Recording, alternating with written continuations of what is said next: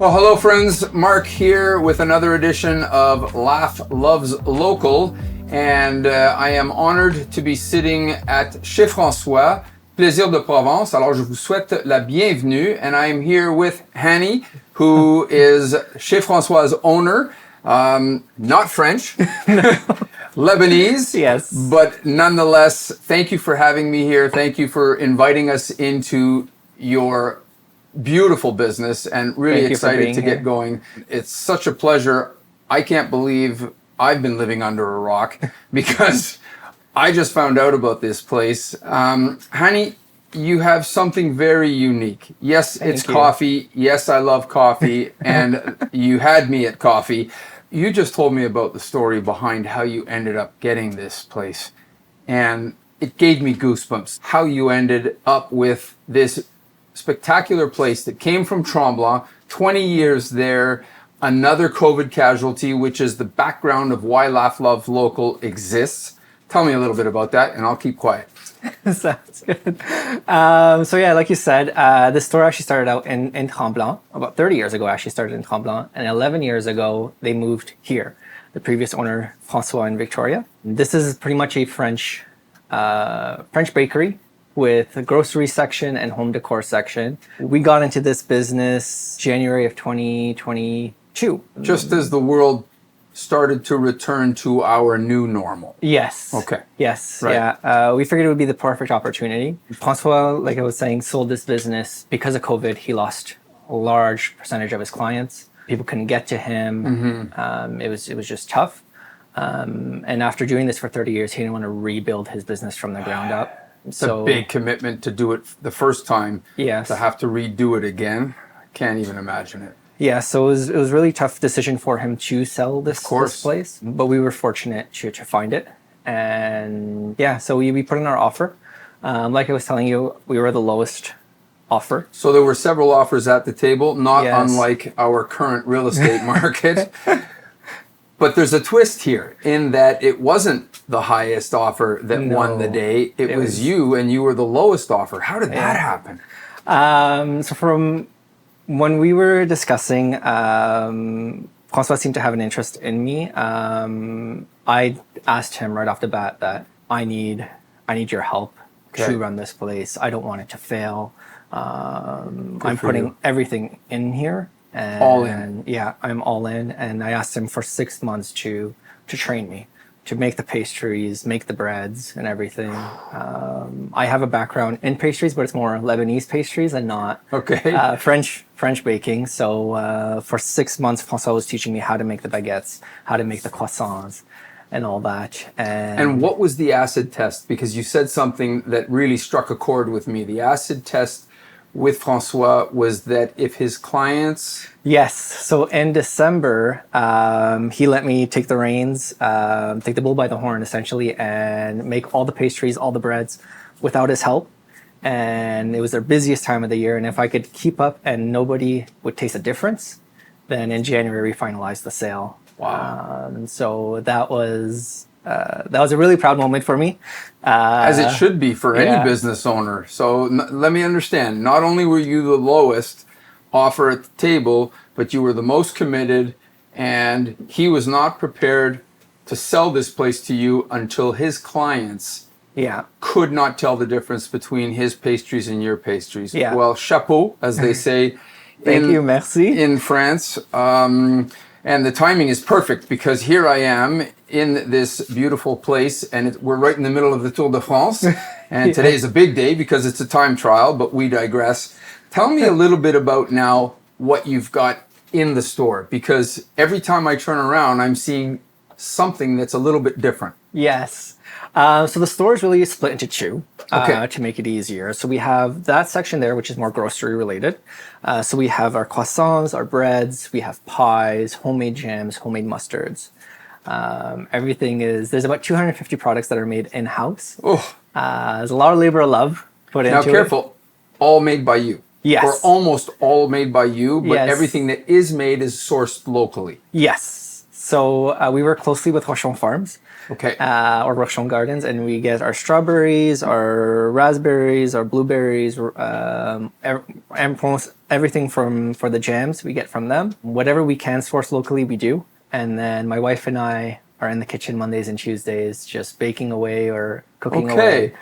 Interesting you say that, because when I pulled up this morning, I noticed a coffee shop, a store is closed on Monday and Tuesdays, and I thought to myself, why is that? But here it is, because you're preparing all the pastries, and it takes 2 days to do it right. Yes. So the croissants take us 3 days to make. So Mondays and Tuesdays we're pretty much in the thick of it, making everything. And then on Wednesday morning, I come in early and finish them, and then they're fresh. And then all the rest are frozen for the week. The dough is frozen, and then we bake them throughout the week. It's how we're able to manage with just the 3 staff we have. Because it's entirely family run. Yes. Beautiful. Yes. Yeah. That's heartwarming. Yes. Yeah. Yeah. And you come by it naturally because the Lebanese obviously are known to be very hard workers. Thank right? you. Very, very committed. So you've got some pedigree there that's working for you. As you got into this business, surely in the last couple of years, you've probably had a kicking moment or a moment where you've hit the wall. Did I do the right thing? Was this the right move? Maybe tell me a little bit about that. Yes. So there's definitely been a lot of kicking moments. Of course. In any business, especially this one. There was moments where we were debating if we did the right thing buying this place. Yeah. We were struggling. To me, I was very fortunate to have my wife. She's my rock. She's my cornerstone.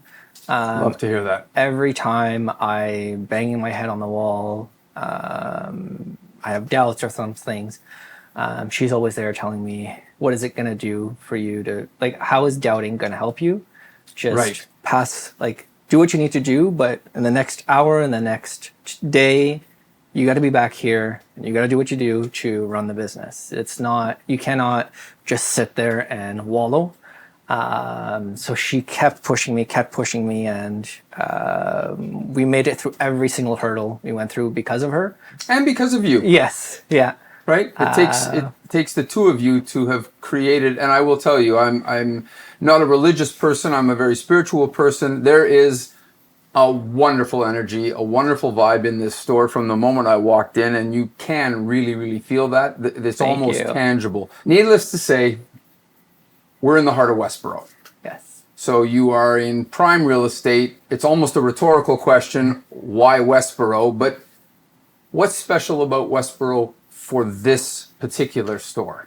Yeah, so that was actually one of our, I guess, purchasing hotlines or something that connected with us. Okay. Was the community you felt here. aligned. Yes, I felt aligned, sorry. There was an alignment. Yes, with the community here. Although Francois had a really hard time during COVID, the people here helped him so much. They came here. We have groceries. Rather than going elsewhere for their groceries, they came here. They supported local. They did everything they could to keep this place alive. And that showed us that there's a wonderful community here. That it is a very strong community. Yes, that aligns with our beliefs. Yes. And that really resonated with us, was the community. And when I was training with Francois here, I got to meet the clients, and they are so heartwarming. Everyone's like family almost that we meet. Some of them we know their entire life story. And they know ours, and it is not unlike when we grew up as kids, where we knew Mr. Batista from Book and Toy Village back in Dollard or something like that, where you got to know the people in your community, where there was a face and a name to the business, right? Yes. And that's really important, I think, for people to get back to community. And again, heartwarming, really, really heartwarming. So tell me a bit about a fun fact, something that's maybe off the menu that you don't see when you walk in. I've got a couple of things in my head that I'm going through, but tell me a little bit about something from yourself. So like I said, my wife is Portuguese. Okay. So a fun fact is we actually, we got the chance to go to Portugal, and we loved pastéis de natas, which are Portuguese custard tarts. Okay. You had me at custard. Yeah. Go for it. So we're fortunate to have an importing license because we import a lot of products. So we actually import frozen pastiches de natas, which are frozen custard tarts from Portugal. We don't have that on our menu. It's only served on Saturdays and Sundays. Okay. And Note to self. Yes. Saturdays and Sundays. And we do sell them frozen as well because we do run out very quickly. So we can't keep baking throughout the day because I have other things I have to bake. So a lot of people will ask us for them. They'll ask frozen, and we'll give them cooking instructions for them at home, and they are phenomenal. I also noticed you have some special cheeses in the back. Yes. So we import all our cheese, and we have like our most popular cheese is a 48-month-old Parmesan. Which is an amazing Parmesan. And then we also have a French truffle cheese, a white truffle cheese, which is also a big seller. Those are two of my favorite cheeses. I love cheese. Although I'm lactose intolerant, I cannot. No. Yeah. That's unfortunate. Yes. Okay. I love cheese. And now you serve sandwiches as well, I see. Yes. Okay.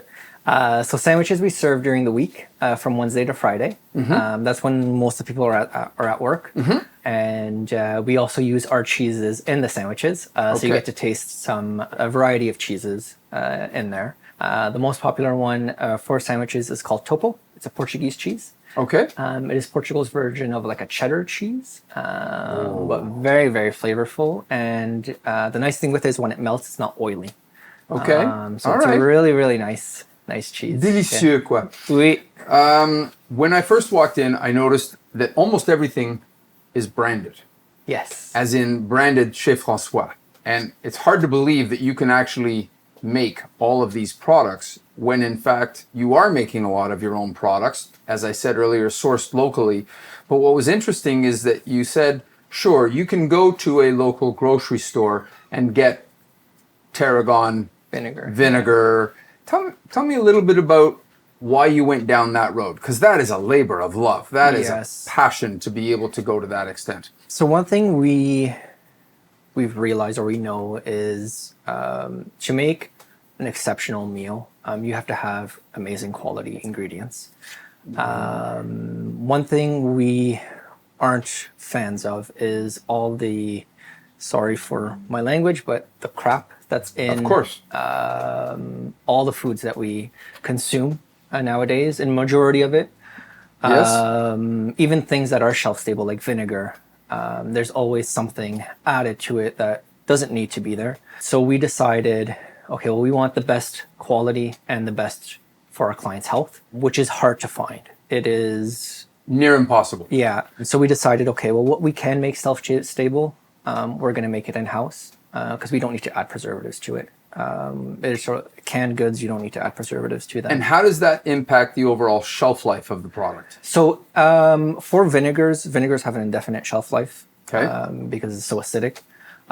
For jams, they last 3 years. They won't have a 5, 6, 7 year shelf life. They have a 3-year shelf life. And our mustards have the shortest shelf life. They have a year shelf life. But we do sell them in smaller quantities so that people can consume them within that period of time. So it does affect the shelf life, but it's still a pretty long shelf life where you can consume it within that time frame. And I'm excited to announce, friends, that Hani is going to be putting together some jams for La Fontaine and Company that are going to be logoed. We're pretty excited about that, doing a little collaborative project together. I want to have people know about your store. Give me, if you can, the 30-second, why do they want to come and see you? Why do they want to come in here and shop here? Yeah. So a big thing with us is we only use the best ingredients to make our products. So like our pastries, our croissants, we import our butter from France and our flour from France to make it. So you get an authentic French croissant. Same thing with our baguettes. We import our flour to make it. So you get an authentic French baguette. When it comes to our products, again, there's no preservatives or things like that in them. and don't want to toot my own horn, but we make Toot your horn. That's why we're asking you. Please. we make pretty good jams. We make really good pastries. And you make a great coffee. Thank you. And people know I'm a coffee snob. You make a great coffee. Thank you. Hani, I just want to say thank you from the bottom of my heart because I'm excited to have met you. I am really excited to have had the opportunity to come in here. I can't believe I know so much about Westboro and I haven't been in here. I'm excited to shop here. I'm excited to shop local. I'm more excited to have my clients with the jams that we're going to be delivering to them, and hope that we can get more eyes on this prize for you. Thank so, you. Shukran and merci. Thank you, friends, for the opportunity to share in another Laugh Loves Local and to expose you to another beautiful, wonderful business that is making a difference and needs your support. Thanks.